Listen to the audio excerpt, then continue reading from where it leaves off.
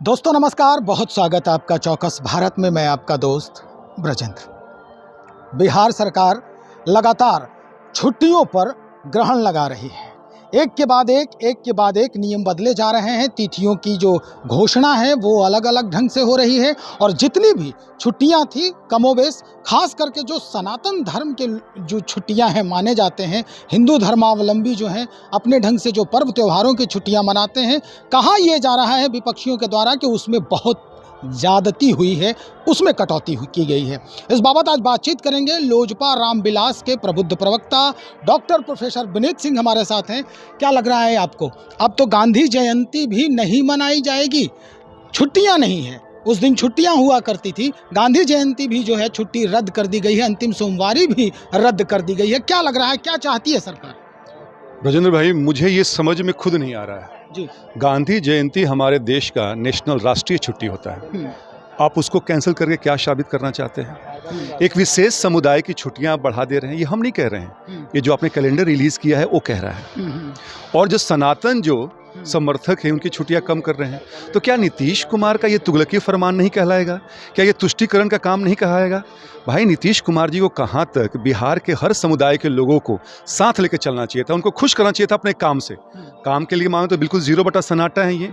तो ये सब छोटे छोटे चीज़ करके आप क्या साबित करना चाहते हैं? क्या बिहार का आप इस्लामीकरण करना चाहते हैं? सबसे बड़ी बात यह है कि श्रावण मास, तो श्रावण मास है हम सब के आराध्य महादेव की पूजा हम लोग करते हैं। बिल्कुल। भाई, शिक्षक जो है, पहले एक बात समझेंगे, शिक्षक का काम बौद्धिक से लेना देना है, इंटेलेक्चुअल से लेना देना है, ना कि शारीरिक।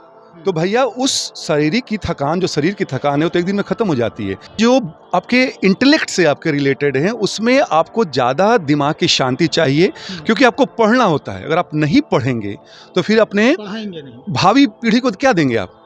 पहली बात ये है। दूसरी बात, छुट्टियों को हमने कहा है कि वो एक रिलैक्सेशन का समय होता है, पूजा पाठ करने का समय होता है, अपने परिवार के साथ समय बिताने का समय होता है, जिससे कि शिक्षक है वो रिफ्रेश होता है। मतलब घर का सांस्कृतिक माहौल जो है वो मजबूत बिल्कुल होता है। और घर अगर शांत नहीं है आपका, तो बाहर आप क्या करेंगे? तो ये जो चीज़ें हैं ये देखना पड़ेगा सरकार को। लेकिन मुझे लगता है कि बिहार की सरकार एक विशेष समुदाय को खुश करने के लिए सब काम कर रही है, और मैं मांग करूंगा कि बिहार सरकार को जो भी ये नोटिस निकला है उसको त्वरित रूप से वापस लिया जाए और जो पहले की छुट्टियां थी उसको बहाल की जाए। कुछ महीने पहले की अगर बात करें विनीत सिंह जी, तो पहले भी इस तरह के माहौल बने थे और अचानक से आनन फानन में नीतीश कुमार ने कहा था कि नहीं, छुट्टियां जो है पहले जैसे थी वो वैसे ही रहेगी। तीज और जीवित पुत्रिका व्रत उस समय था, और अगर दशहरा के पहले की बात करें तो अचानक वो तब्दीली हुई और फिर से नई तब्दीलियां जो सामने दिख रही है। ये दोनों के मायने क्या है? क्या चाहते हैं? नीतीश कुमार के आला अधिकारी जो हैं अपने ढंग से काम कर रहे हैं, और नीतीश कुमार जब मंचासीन होते हैं तो अपने ढंग से बयान। ब्रजेंद्र भाई, क्या ये बात छुपी हुई किसी से कि बिहार में अफसरशाही हावी है? अब के पाठक जी, अब ठीक है, बढ़िया काम कर रहे हैं आप, लेकिन आप ये कहते हैं स्कूल में जाके कि हमें जो है इनकलाब का कीड़ा नहीं चाहिए। अरे भैया, इसी इनकलाब से तो देश को आज़ादी मिली है। शिक्षकों ने इनकलाब का अलग जगाया है। आप कौन होते हैं बोलने वाले? हमारा जो भारतीय संविधान हमें अधिकार देता है कि हम जो हैं अपना कोई ऑर्गेनाइजेशन बना सकते हैं, कोई समूह बना सकते हैं, तो आप कौन होते हैं रोकने वाले? और दूसरी बात है कि वो डैमेज करते हैं और नीतीश कुमार जी डैमेज कंट्रोल करते हैं। तो क्या नीतीश कुमार जी की जो बातें हैं अफसर नहीं मानते हैं? मुझे तो यही लगता है कि नीतीश कुमार हो या कोई भी मंत्री हो, आप अक्सर सुनते होंगे कोई विधायक बोलता है, मंत्री बोलता है कि अफसर हमारी बात नहीं मानते हैं।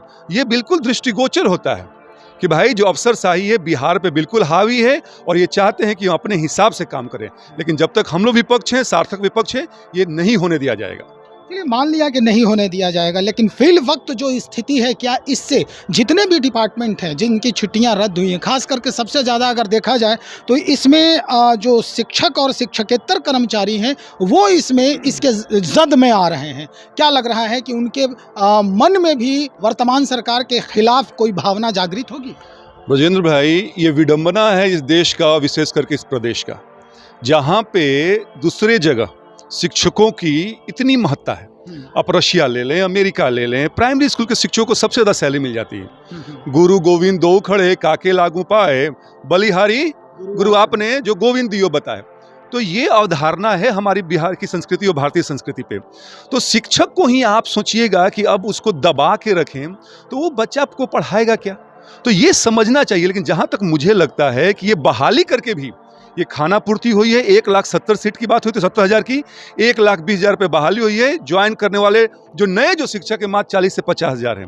तो मुझे ये लगता है कि शिक्षकों को बिहार में जितनी फजीहत होती है किसी और प्रदेश में नहीं होती है, किसी और देश में नहीं होती है।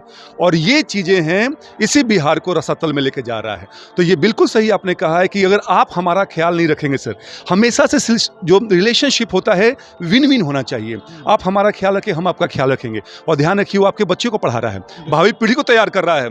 तो अगर वो आपका ट्रीटमेंट उसके प्रति अच्छा नहीं होगा तो उसके मन में कहीं ना कहीं द्वेष की भावना तो होगी ही ना।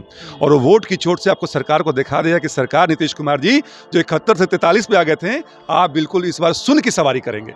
चलिए, बहुत शुक्रिया जानकारी देने के लिए। तो हमारे साथ लोजपा रामविलास के प्रबुद्ध प्रवक्ता डॉक्टर विनीत सिंह जी स्पष्ट कर दिए हैं कि इस बार जनता वर्तमान सरकार को दिखाने का काम करेगी। जिस तरह से लगातार तुगलकी फरमान, विपक्षी ये कह रहे हैं कि लगातार तुगलकी फरमान जो सरकार ला रही है छुट्टियों को लेकर, इसके बाबत जरूर कुछ न कुछ बुरा होगा वर्तमान सरकार के साथ। देखते हैं क्या कुछ नए परिवर्तन होते हैं, कैसे ये पूरा परिदृश्य जो है बदलता है। चुनाव बहुत नज़दीक है और चुनाव में ही सारे असर कसर निकाल लिए जाते हैं। बने रहे हमारे साथ, हम और भी खबरों को समेट रहे हैं। बहुत शुक्रिया आपका।